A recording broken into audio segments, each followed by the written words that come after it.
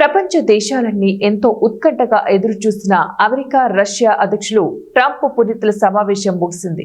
అమెరికాలోని అలస్కా ఈ కీలక భేటీకి వేదిక అయింది. దాదాపు 2.5 గంటలకు పైగా మీటింగ్ సాగింది. భేటీ తర్వాత మీడియా ఎదుట ఇరువురు నేతలు వివరాలు తెలిపారు. అలస్కా సమావేశం చాలా నిర్మాణాత్మకంగా జరిగిందన్నారు రష్యా అధ్యక్షులు పుతిన్. ఉక్రెయిన్తో యుద్ధం ముగించేందుకు తాను నిజాయితీగా ఉన్నట్టు తెలిపారు. ఈ సందర్భంగా ట్రంప్ కు ధన్యవాదాలు తెలిపారు పుతిన్. ట్రంప్ తో తనకున్న సంబంధం వ్యాపారం లాంటిదని చెప్పారు. ఉక్రెయిన్ ప్రధాన అంశంగా చర్చించినట్లు పుతిన్ పేర్కొన్నారు.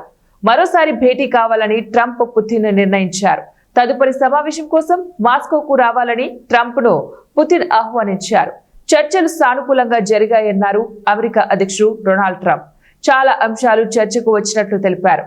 ఈ చర్చల్లో ఎంతో పురోగతి ఉందన్నారు. అయితే కొన్ని విషయాల్లో సమస్యలను పరిష్కరించుకోవాల్సి ఉందని తెలిపారు.